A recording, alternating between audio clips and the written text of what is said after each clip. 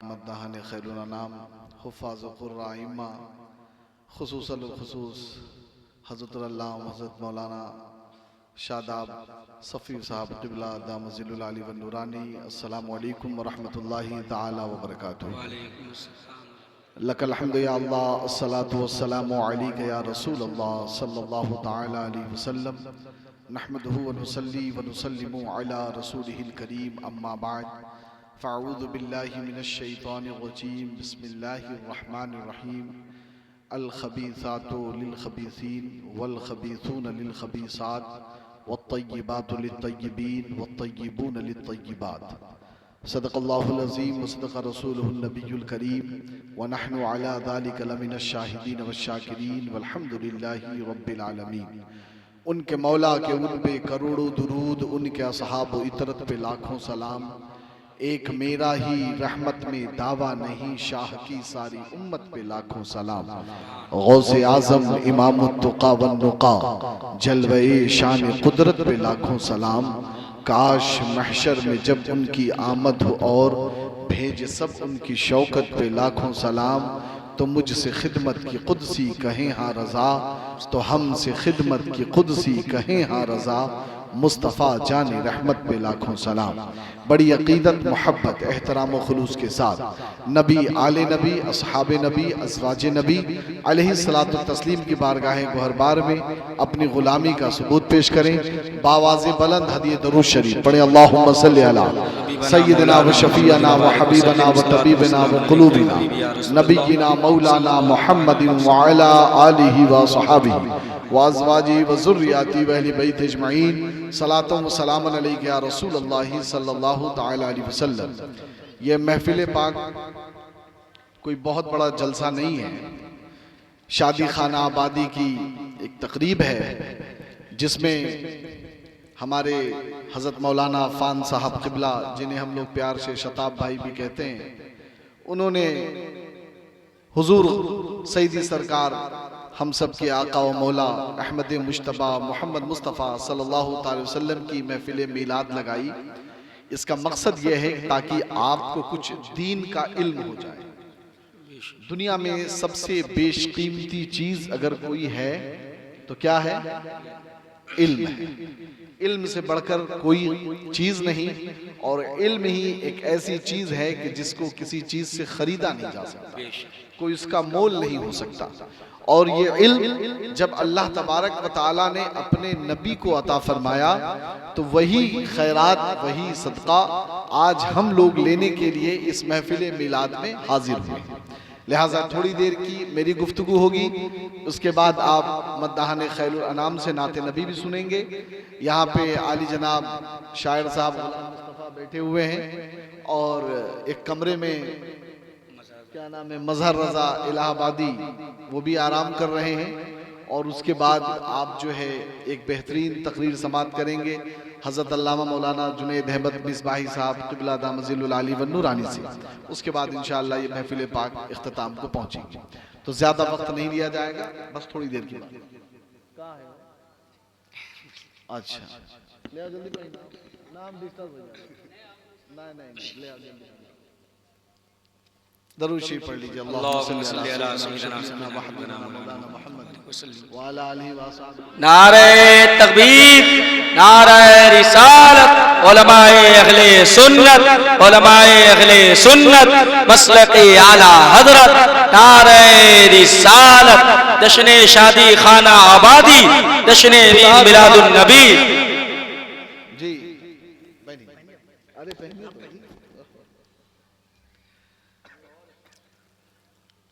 पहनाई जल्दी। माला जो है दो ही लोगों पे अच्छा लगता है, या तो मुर्दे पे अच्छा लगता है या फिर दूल्हे पे अच्छा लगता है। जी क्या चाह रहे हैं आप मौलाना शुएब साहब?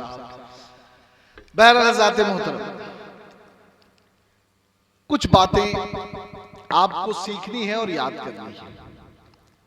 मैंने आपके सामने कलाम मजीद की एक आयत करीमा से कुछ जुज़ तिलावत की। तर्जमा सुनिए बिल्कुल सीधा साधा, उसके बाद मैं मुद्दे पे आता हूं। अल्लाह तबारक व तआला ने एक तरीका बताया है, एक वसूल, एक ज़ाब्ता, एक कानून। तवज्जो नहीं है, आप लोग माला देख रहे हैं, अब मैं ऐसी तकरीर नहीं करता। हो गया खत्म जी। असल में हमारी कौम का हाल यह है कि अभी एक कुत्ता दौड़े लगे ना तो सब कुत्ता देखे लगे हैं, जैसे आज से पहले कभी देखा ही नहीं है। अभी गाड़ी जाए लगे तो सब घूम के गाड़ी देखे लगे, जैसे इससे पहले कभी गाड़ी देखे ही नहीं। समझ रहे हैं आप? इस वजह से तवज्जो रखिए। अल्लाह तबारक व तआला ने इरशाद फरमाया, अल खबीसातो लिल खबीसीन, कि खबीस औरतें खबीस मर्दों के लिए।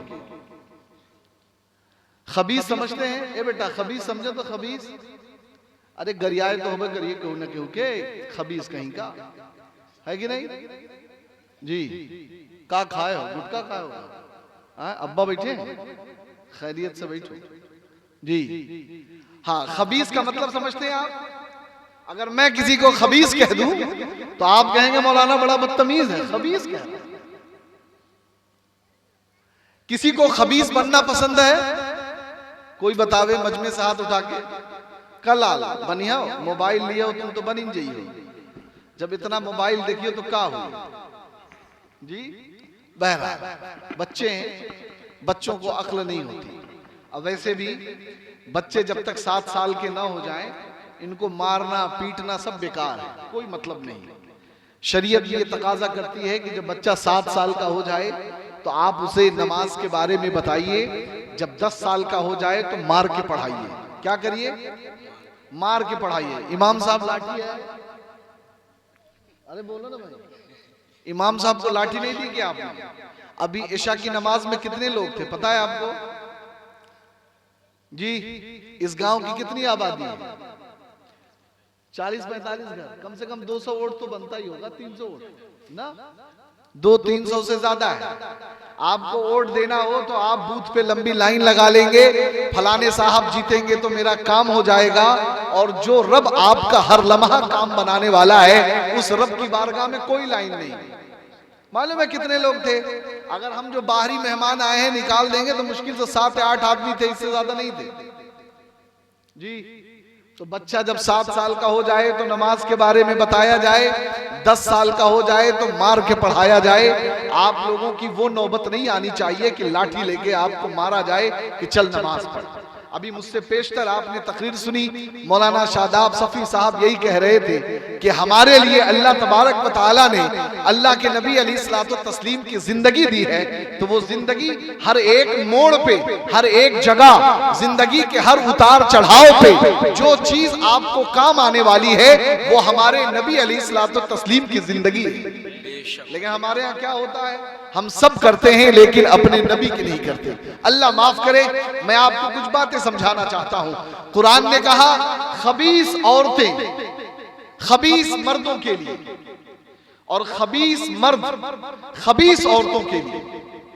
उलमा इकराम ने इसकी तशरीह में यह बयान फरमाया है कि यानी अगर कोई आदमी खबीस है, इस तौर पे खबीस है कि माज़ल्लाहि रब्बिल आलमीन, उसकी खबासत यहां तक बढ़ी हुई है कि वो कुफ्र इल्हाद में डूबा हुआ है, या फिर उसकी खबासत इतनी बढ़ी हुई है कि माज़ल्लाहि रब्बिल आलमीन वो दीन और इस्लाम को बिल्कुल समझने की बात नहीं करता। उसकी खबासत इस पैमाने को आई हुई है कि वो अपने नबी अलैहिस्सलातु तस्लीम की ताज़ीम नहीं करता। वो उसकी खबासत इतनी ज्यादा बढ़ी हुई है कि माज़ल्लाहि रब्बिल आलमीन वो शरीयत की पाबंदी नहीं करता। तो अल्लाह तबारक व तआला ने एक कानून दिया है, एक ज़ाब्ता बनाया है कि ऐसे लोगों के लिए ऐसी ही औरत मिलेगी। ये ज़ाब्ता बिल्कुल, अगर आप खबीस तो आपकी औरत खबीसा। ये मैं नहीं कह रहा हूं, ये कुरान कह रहा है। अगर आप चाहते हैं कि आपकी औरत खबीस न मिले तो आपको क्या बनना पड़ेगा? नेक बनना पड़ेगा। क्या बनना पड़ेगा? जरा जोर से जी। हमारे पीछे कुछ नौजवान बैठे हैं जो बहुत गौर से दांत निकाल के सुन रहे हैं। वो बहुत गौर से सुन रहे हैं कि अरे बाप रे, ये क्या बयान किया जा रहा है। मेरे अजीज, ये तकरीर नौजवानों के लिए ही है। आप खुद सोचो कि आप आज के दौर में बिल्कुल खुल के बात करने की जरूरत है। आप अगर माज़ल्लाहि रब्बिल आलमीन किसी के घर पे डोरा डालें, किसी के खिड़की से झांकें, फलनवा के यहाँ जाके आप नंबर लेके चले आवें, उसके बाद उसकी बहन बेटियों को परेशान करें, फिर आप कहें कि मैं उससे लव करता हूं, मैं उससे प्यार करता हूं। आप ये जो चीजें कर रहे हैं, ये कौन करेगा? शैतान। जरा जोर से अरे बोलो ना भाई, कौन करेगा? जी, करेगा कौन? जो खबीस होगा, जिसके अंदर खबासत होगी। अब जाहिर सी बात है, जब आप खबीस पना वाला काम करेंगे और खबासत से भरे काम करेंगे, तो सामने वाली जो लड़की है वो क्या बन जाएगी? रजोर से क्या बन जाएगी? खबीसा। और आप अगर ऐसों से शादी करना चाहते हैं तो बताइए, करना चाहते हैं? रजोर से करना चाहते हैं? अरे किसी को चाहिए खबीसा? जी, अरे बोलो ना, चाहिए? नहीं चाहिए। हर एक आदमी को बिल्कुल पक्की चीज चाहिए। कहीं किसी का रिश्ता लग गया, अभी मेरे गुलाम मुस्तफा भाई की शादी होने वाली है, रिश्ता लग गया है। इनके घर वालों ने भी अगर जान पहचान का न रहा होगा तो लोग पता लगाते हैं, फलाने से पूछते हैं फलाने की बेटी कैसी है। तो कैसी होने का मतलब ये नहीं है कि उसको पता नहीं है कि गोरी है कि काली है कि लंगड़ी है कि बहिरी है कैंची है, उसे सब पता है। कैसी है का मतलब पूछने का ये है कि ऐसा तो नहीं कि किसी और से चक्कर है, कहीं और कोई मामला है, कहीं ऐसा तो नहीं कि किसी और लड़के के साथ उसका मामला बना हुआ है। ये हंसने का मकाम नहीं है, ये आपको गौर करने का मकाम है। जो हालात और तकाजे हैं उस लिहाज से बात करने की जरूरत है। अगर आपको कड़वी दवा न दी जाए, खाली मीठी गोली खिला के जन्नत में भेजते रहे, तो ये हमसे नहीं हो सकता। आपको समझना पड़ेगा, समाज की बुराइयों को अगर आलिम न बयान करेगा, समाज की खराबियों को अगर आपके सामने मौलाना न रखेगा, तो फिर कौन रखेगा? ए बेटा तुम तीनों उठो, उठ जाना, अभी निकाह करा देंगे तुम लोगों का। जी जा पीछे।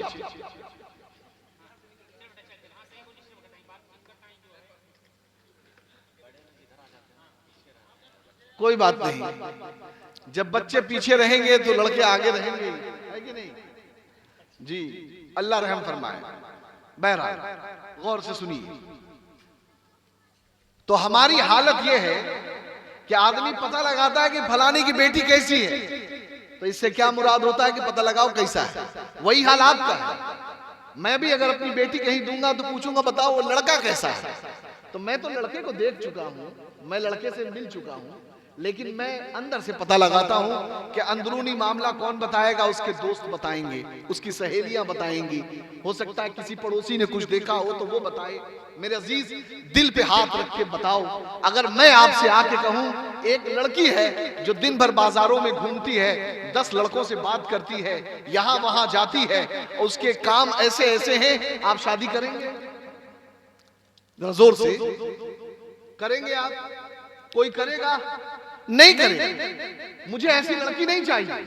अच्छा, तुझे ऐसी लड़की नहीं चाहिए, लेकिन तुम क्या करते हो? जी, तुम्हें ऐसी लड़की नहीं चाहिए, लेकिन तुम क्या कर रहे हो? तुम मस्जिद में जाके नमाज पढ़ रहे हो, तुम रात भर तहज्जुद पढ़ रहे हो, तुम क्या कर रहे हो? दिन में रोजा रह रहे हो। अरे रात भर मोबाइल तुम चलाओ, उसमें गंदी चीजें तुम देखो, रात भर तुम दूसरों के नंबर लेके तुम बतियाओ, बाजारों में लड़कियों के पीछे चक्कर तुम काटो। तुम जब खुद ऐसे हो तो खुद फैसला करो, कुरान के हुक्म के मुताबिक जब तुम्हारी शादी होगी तो तुम्हें कौन मिलेगी? जी, कौन मिलेगी?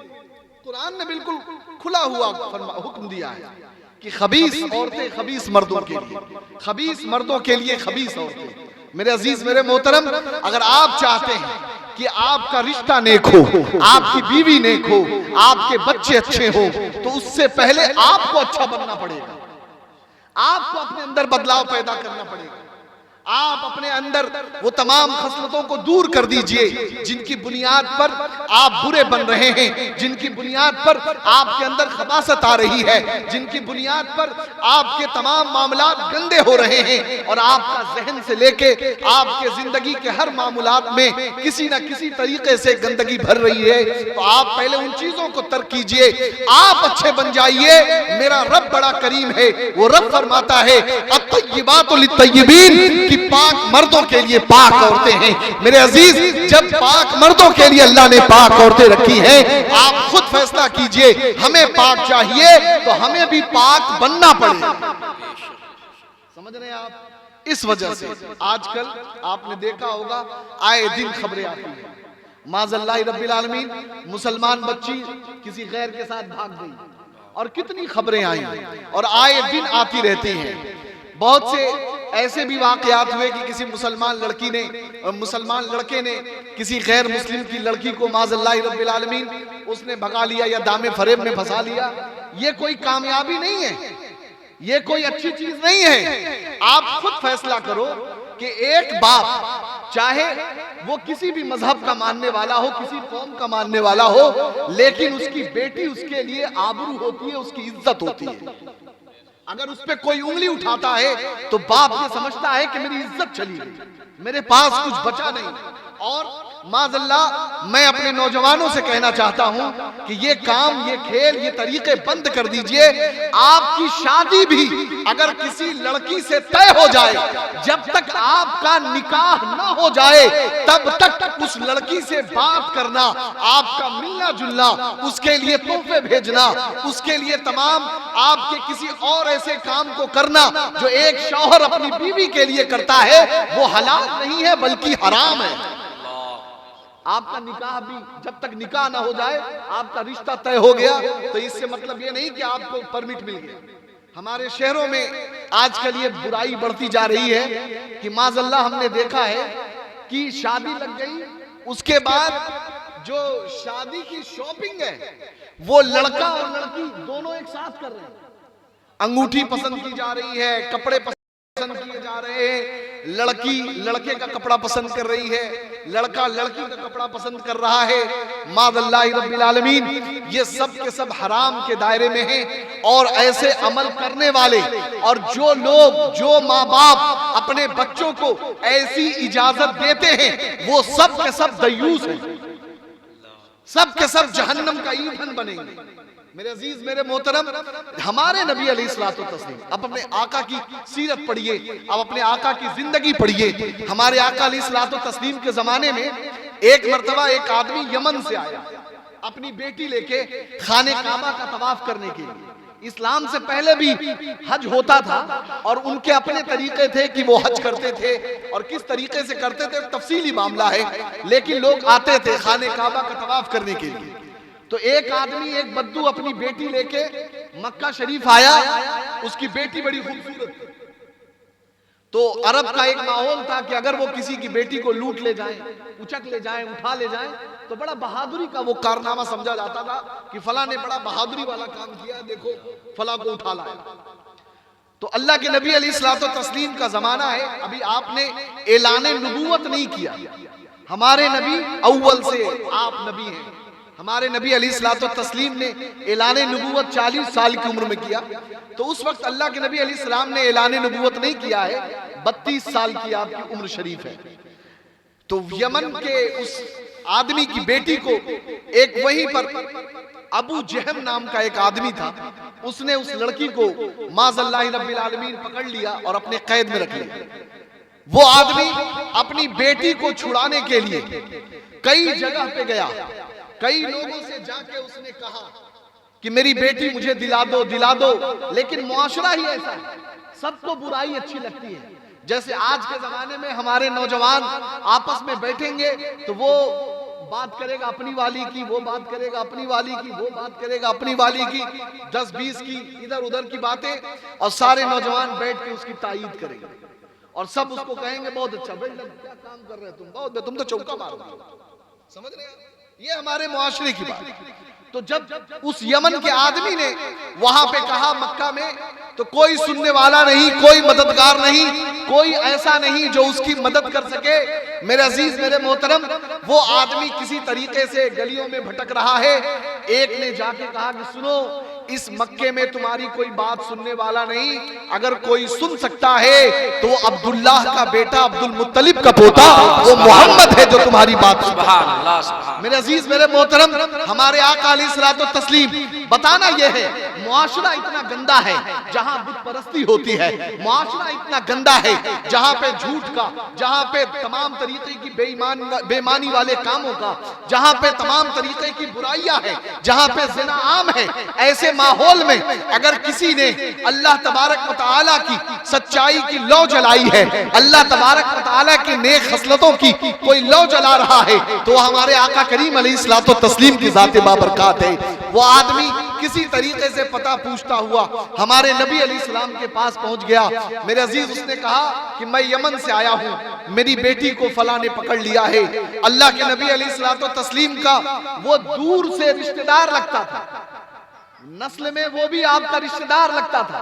हम होते, आप होते, आज हालत यह है, आदमी दूसरे से लड़ने के लिए तैयार हो जाएगा, लेकिन जब सुनेगा कि मेरे रिश्तेदार ने गलती की है तो आदमी अपने रिश्तेदार से लड़ने नहीं जाएगा। आदमी कहे छोड़ो यार, रिश्तेदार ही तो हैं, मैं क्या कर सकता हूं। आदमी अपने वाले का पक्ष लेने लगता है, लेकिन मेरे नबी ने पक्ष नहीं लिया। जो हक है, जो हकीकत है, उस पे मेरे नबी अलैहिस्सलाम ने अमल किया। आप उस आदमी को लेते हैं कि चलो मुझे बताओ घर कौन सा है, बाज़ाते मोहतरम वो जाके घर बताता है।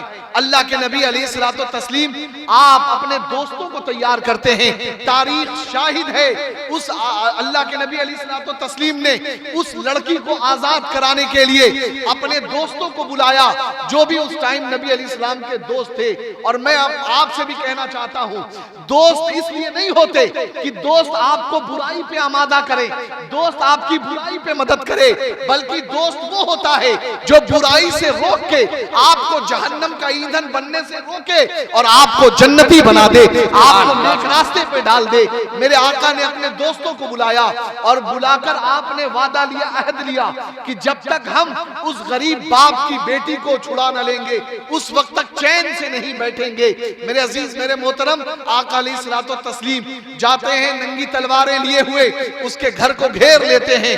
घर के अंदर नबी अलैहिस्सलातु तस्लीम दाखिल होते हैं, दस्तक होती है दरवाजे पे, वो गुर्राता हुआ बाहर आता है, कौन है? जब दरवाजा खोला तो क्या देखता है? सच का पैकर सामने है, इफ़्फ़तो पाकदानी का रंग लिए हुए मेरे आका सामने हैं। हया इनके चेहरे से टपकती है, दामन में कोई दाग नहीं है, निगाह कभी किसी गैर की तरफ नहीं गई। ये लाजमी बात है कि जो आदमी अगर इतना पाक और साफ हो, उसके सामने अगर कोई गुनाह किया हुआ खड़ा हो जाएगा तो वो समझ जाएगा आखिर मेरी चोरी पकड़ी गई। हज़रत मोहतरम वो कहता है, मोहम्मद तुमने हमारे दरवाजे पे कैसे? अल्लाह के नबी अलैहिस्सलाम ने फरमाया कि तुमने फला की बेटी पकड़ ली है, उस बेटी को दे दो। गौर से सुनना मेरे मुसलमानों, जो जुमला आपको मैं बताना चाहता हूँ। मेरे आका से वो आदमी कहने लगा, अरे मोहम्मद तुम्हें क्या पड़ी है, क्या वो तुम्हारी बहन है?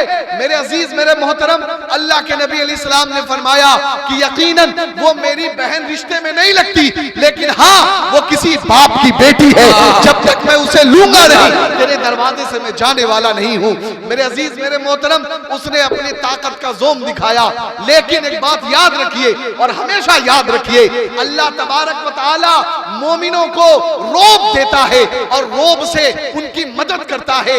ये मोमिन का खासा है। अगर आप हक बोलने वाले हैं, हक करने वाले हैं, हक पे अमल करने वाले हैं, तो आपके सामने दुनिया की कितनी बड़ी भी हुकूमत हो, तबारक व तआला आपके अंदर इतना रोब पैदा कर देगा, इतना जलाल पैदा कर देगा कि आपके चेहरे की ताप भी कोई लाने को सकत नहीं रख सकता। मेरे अजीज मेरे मोहतरम, जब उसने नबी का ये जलाल देखा और आपकी हैबत देखी, वो थर थर कांपने लगा, कहने लगा, मोहम्मद मैं उस लड़की को छोड़ दूंगा, लेकिन मुझे कुछ मोहलत दे दो। अल्लाह के नबी अलैहिस्सलाम ने फरमाया कि अगर मुझे खून बहाना पड़ा तो मैं खून बहाऊंगा, लेकिन उस बेटी को अभी लेके जाऊंगा, अभी लेके जाऊंगा। मेरे अजीज मेरे मोहतरम, उस बेटी को उसने आजाद किया। अल्लाह के नबी अलैहिस्सलातो तस्लीम ने उस लड़की को लाके बाप के हवाले किया। मेरे अजीज, खुद फैसला करो। जवानी इधर उधर मटर गश्तियां करके किसी की बहन बेटी पे निगाह डालने के लिए नहीं है। जवानी अपनी आप को फजूल कामों में डालकर बर्बाद करने के लिए नहीं है। अल्लाह तबारक व तआला ने जो जिंदगी दी है, ये 4 दिन की जिंदगी, आप खुद कहते हैं ये जिंदगी बर्बाद करने के लिए नहीं है, बल्कि अल्लाह के नबी ने आपको एक पैगाम दे दिया कि बेटी चाहे अपनी हो चाहे किसी गैर की हो, लेकिन हर औरत की इज्जत ऐ मेरे उम्मतियों तुमको करना लाजिम है। नारे तकबीर, नारे रिसालत, उलमाए अहले सुन्नत, मसलके आला हजरत, जश्न ईद मिलादुन नबी, नारे रिसालत। या रसूल अल्लाह। तो हज़रत मोहतरम, हर एक बेटी की इज्जत करें, हर एक औरत की इज्जत करें। एक बात और बता दूं, हमारे यहाँ आजकल मुआशरे में आदमी किसी ने माज़अल्लाह जिना कर लिया, अल्लाह रहम फरमाए, तो जिना के मामलात ये हैं कि जिना मैं उसको 2 कैटेगरी में बांटता हूं। एक जिना ये है कि आदमी मर्द औरत फिजिकल हो जाए, एक जिना तो ये है। एक जिना ये है कि आदमी किसी को छू ले, लम्स, या फिर माज़अल्लाह रब्बिल आलमीन उसके लिए उसकी तरफ उसने गलत निगाह डाली, शहवत से उसकी तरफ देखा, ये सब भी जिना के दायरे में है। अब आप जिस इमाम को मानते हैं, यानी आला हजरत अजीमुल बरकत रज़ी अल्लाह तआला अन्हु, उनसे एक मसला पूछा गया कि हजरत ये बताइए, अगर किसी आदमी ने जिना किया हो तो क्या अल्लाह तबारक व तआला तौबा के बाद उसे माफ कर देगा? गौर से सुनिए, यकीनन अल्लाह तबारक व तआला कादिर व मुतलक है, वो जिसको चाहे जैसे चाहे माफ कर दे। कोई माफी मांगे ना मांगे, रब चाहे तो माफ कर दे। पूछने वाले ने पूछा, हुजूर अगर किसी ने जिना किया है तो क्या अल्लाह तबारक व तआला माफी के बाद उसे माफ कर देगा? तो आला हजरत, मैं खुलासा बयान कर रहा हूं, आला हजरत अजीमुल बरकत ने कितनी बड़ी बात कही। कहा यकीनन अगर वो अपने गुनाहों पे सच्चे तौर पे ताइब है, अल्लाह तो माफ कर देगा, लेकिन जो हुकूकुल इबाद, और ये हुकूकुल इबाद ये है कि बंदे का हक जिस बंदे पे आता है, जब तक वो बंदा माफ न करे, अल्लाह रब्बुल इज्जत भी माफ नहीं करेगा।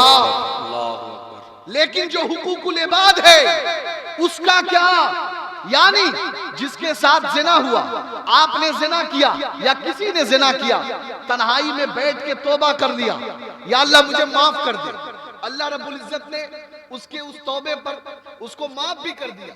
लेकिन जो हुकूकुल इबाद आया, यानी वो किसी की बेटी थी, किसी की बहन थी, किसी की फुफ्फू थी, किसी की खाला थी, किसी की दादी बनती, किसी की नानी होती, किसी के लिए वो मुमानी होती, किसी की चच्ची होती।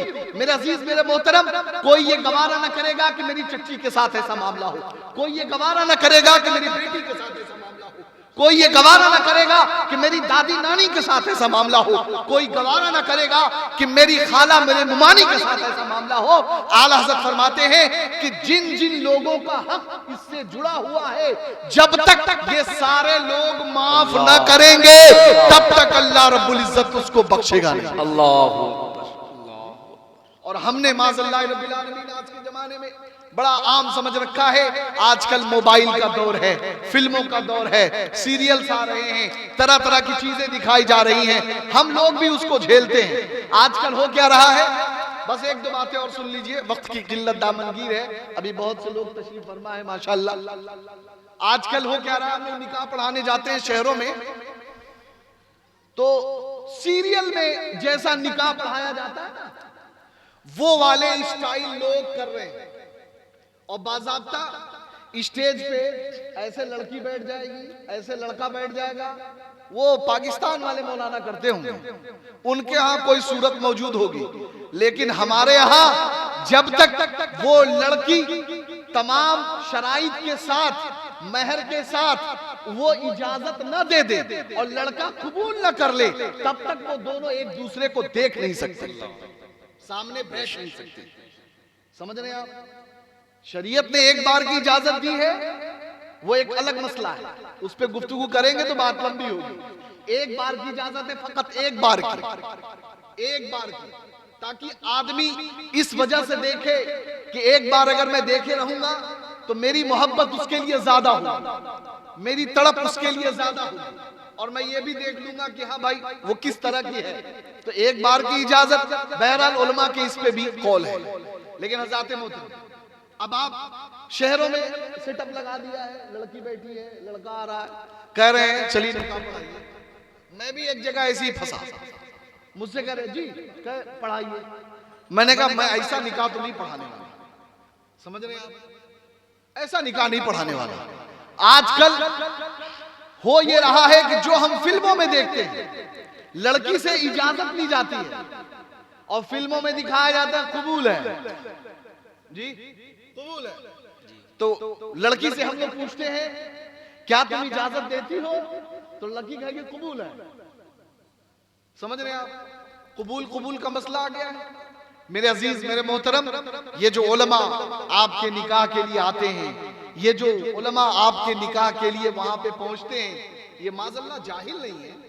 इन्होंने 10 साल 9 साल किताबें पढ़ी हैं, मेहनतें की हैं, इन्होंने कुरान का हिफ्ज किया है। किसी ने दरसगाह में बैठकर अल्लाह अकबर, उसने आलिमियत की सनद ली है, कोई फाजिल है, कोई मुफ्ती है, जाहिल थोड़ी नहीं तुम्हारी तरह। जो वो कह रहा है यकीनन शरीयत की बात कह रहा है। तो मैं आपको कहना ये चाहता हूं कि फिल्मों और ड्रामों के चक्कर में न पड़े कि मेरा निकाह उसकी तरह हो। आजकल नया तरीका निकल पड़ा है, फूल का एक तो वो बना लेते हैं छत, दुल्हन नीचे नीचे आती है, आगे आगे भाई पकड़ के ले आते हैं, और वीडियो बनाने वाला लेट लेट के प्रोमो बनाता है। समझ रहे हैं आप? ये किस लिए कर रहे हो? सिर्फ वीडियो बनाने के लिए, सिर्फ अच्छा लगने के लिए। लेकिन आप जो अच्छा लगने के लिए कर रहे हो, आप कम से कम इसको देखो कि क्या शरीयत में इसकी गुंजाइश भी है। ऐसा है भी, ऐसा होना भी चाहिए। लेकिन नहीं, जब बात आती है शादी की, तब हम शरीयत नहीं देखते, तब हम तबीयत देखते हैं, तब हम ये देखते हैं कि कितना ज्यादा हम फजूल खर्ची कर लें। मौलाना शादाब साहब ने तो खाली नाच गाने के बारे में कहा। आप क्या समझते हैं आपके लिए घोड़ा चढ़ाई फजूल खर्ची नहीं है जी? पटाखा बजाना फजूल खर्ची नहीं है? इजाजत है, आप एक बजा के ऐलान कर दो कि फलाना का निकाह हो गया, कोई बात नहीं, शरीयत मना नहीं करेगी। लेकिन 10-10 हजार 20-20 हजार के गड्ढे बजा देना और उसके बाद पढ़ाने वाला मौलाना कहे लाइए नजराना दीजिए, तो 500 रुपया नहीं निकलता जी। अभी जो हवा में जला दिया, फोड़ दिया, उसका कोई हिसाब नहीं। और मौलाना को जब देने की बात आई तो आदमी बगल तराशता है। एक जगह मैंने 2100 रुपए बोल दिया, कल मौलाना इतना ज्यादा। मैंने कहा जो अभी तो 2 घंटे से मुझे बैठाया, इसकी फीस कौन दे जी? जी ये फजूल खर्ची नहीं है? बताइए मुझे, फजूल खर्ची नहीं है? आप कहते हैं फला का निकाह हुआ लेकिन हमें कुछ फायदा नजर नहीं आया, शादी नहीं चल पाई, मामलात अच्छे नहीं हो पाए। मेरे आका करीम अलैहिस्सलातो तस्लीम ने इरशाद फरमाया, सबसे अच्छा निकाह वो है इन आज़मन निकाही ऐसरहु मऊनतन, सबसे अच्छा निकाह वो है जिस निकाह में सबसे कम बोझ हो, दोनों फरीकों पे कम से कम बोझ हो, ये सबसे अच्छा निकाह है। लेकिन हमारा क्या हाल है? जितना ज्यादा लड़की वाले पे बोझ डाल सको डालो। लड़की की शादी कर रहा है, गलती की है उसने बेटी पैदा करके, बोझ डालो उसके ऊपर, तरह तरह की फरमाइशें करो, तरह तरह की चीजें मांगो, तरह तरह की बात कहो। अब आप खुद फैसला करो। एक बात मैं कहना चाहता हूं, ये आप भी जानते हैं, हम भी जानते हैं कि अगर लड़की वाले के पास पैसा नहीं हो पाया और आपने जो फरमाइशें की हैं, वो फरमाइशें अगर पूरा करने के उसके पास पैसा नहीं है तो वो क्या करेगा? लोन लेगा, सूद पे रकम उठाएगा, करेगा कि नहीं करेगा जी? अब अगर कोई सूद पे रकम उठाए तो सूद लेना और देना दोनों हराम। और आप जो वो सूद पे रकम ले आया, आप वहां पहुंच के चिकन चिल्ली और मुर्गा फ्राई और सीख कबाब और तरह तरह की चीजें आप दबा रहे हैं, इसका जिम्मेदार कौन है? इसका गुनहगार कौन है? कल कयामत में कौन हिसाब देगा? क्या अल्लाह के नबी अलैहिस्सलाम ने कहा था क्या कि बारात लेके जाना?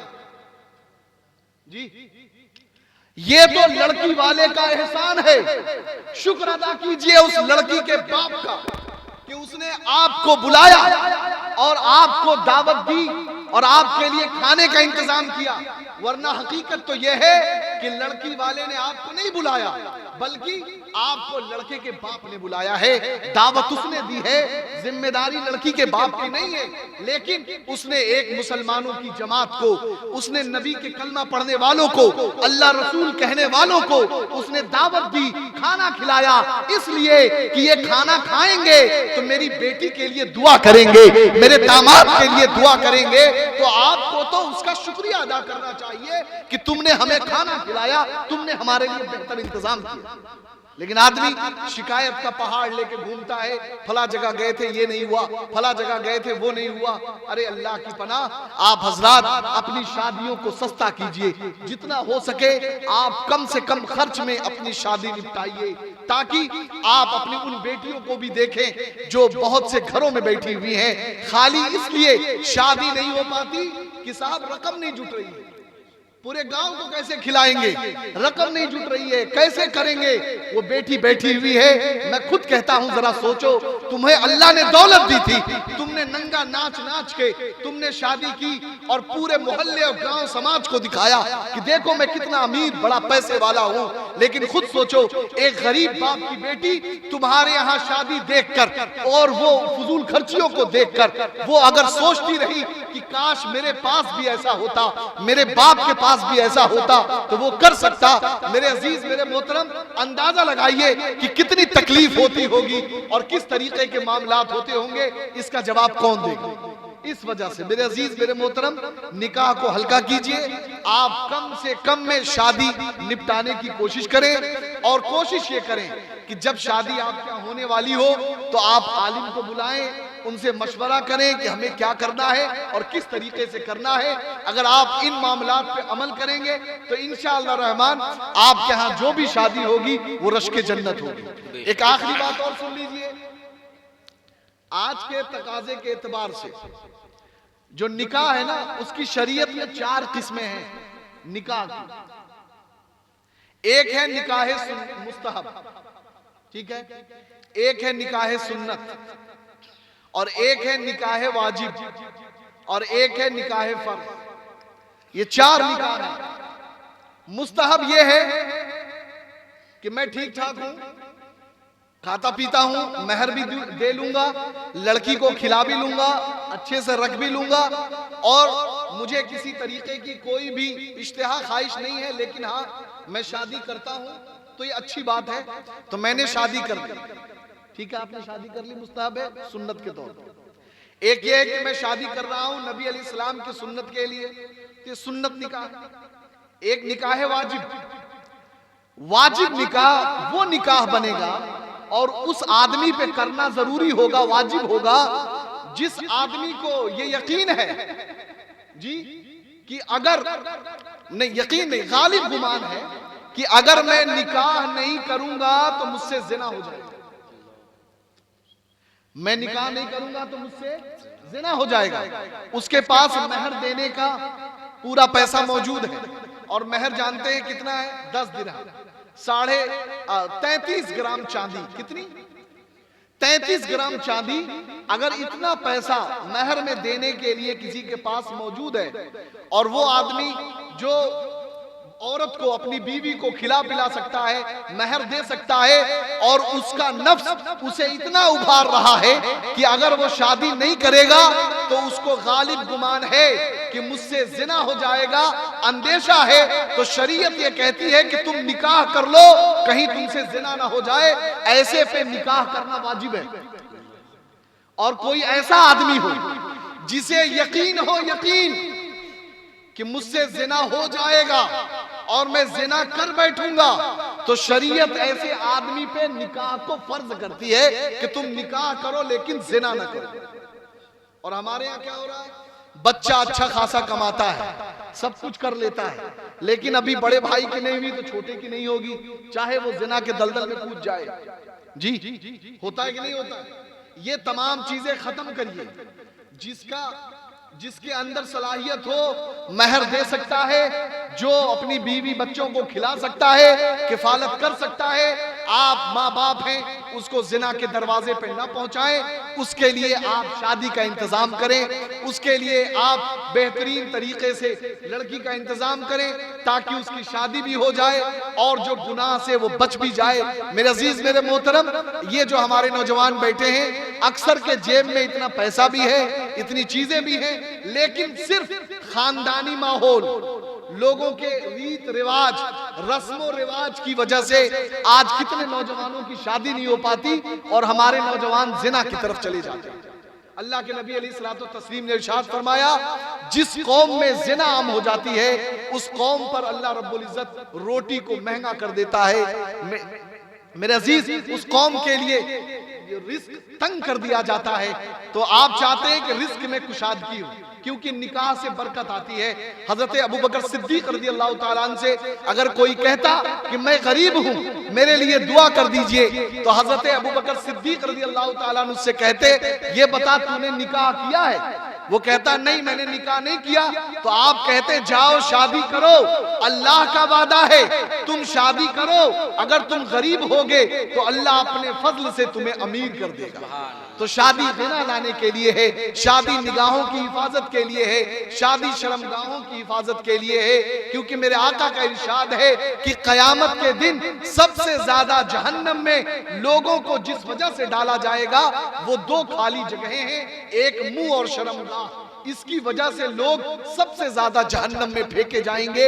इस वजह से हमारे लिए जरूरी है कि हम अपनी जबान की भी हिफाजत करें, अपनी शर्मगाह की भी हिफाजत करें, और जो शरीयत ने, अल्लाह उसके रसूल का जो पसंदीदा अमल है निकाह, इसको आम करें, हल्का से हल्का करें। बेहतर तरीका यह है निकाह जुमे के दिन करें, मस्जिद में करें, ये आपके लिए बेहतर मुस्तहब सुन्नत अम्र है। इसको अपनाइए, निकाह मस्जिद में कर लीजिए, जुमे के दिन कर लीजिए, फिर चंद लोग जाएं, रुखसत करके ले आएं। उसके बाद अल्लाह ने जो आपको इस्तिताअत दी हो उस इस्तिताअत के मुताबिक आप वलीमा करें। कोई जरूरी नहीं है कि मैं 1500 लोगों को खिलाऊं या जिन जिन का खाया है उनको खिलाऊं, नहीं। मेरे आका अलैहिस्सलातु तस्लीम ने चंद खजूरें, कुछ आपने मक्खन और बकरे के कुछ गोश्त, रोटी के टुकड़े रखा। सहाबा इकराम की एक जमात मौजूद थी, कहा आइए मेरा वलीमा है, आप हज़रात खाना खा लीजिए। हो गया। तो जब मेरे आका ने आपको तरीका दिया है तो बहुत लंबी चीजें और बहुत बड़ी चीजें करने के चक्कर में ना पड़े, वरना इससे हमारे समाज की जो बुराइयां हैं और खास तौर से मुसलमानों में जो बुराइयां हैं कि आज हमारी बेटियां शादी न होने की बुनियाद पे माज़अल्लाह गैरों के साथ भाग रही हैं या फिर उनके साथ ऐसे मामलात हो रहे हैं, उनको रोकना है तो शादी को आम करें, निकाह को हल्का करें। इंशाअल्लाह रहमान, अल्लाह तबारक व तआला ने चाहा तो हमारे समाज में बदलाव पैदा होगा और सबके ईमान और अकीदे की हिफाजत होगी। अल्लाह तबारक व तआला हमें बोलने सुनने से ज्यादा अमल की तौफीक अता फरमाए। अस्तगफिरुल्लाह रब्बी मिन कुल्ली ज़ंबि व अतूबु इलैहि व आखिरु दावाना अनिल हम्दुलिल्लाहि रब्बिल आलमीन।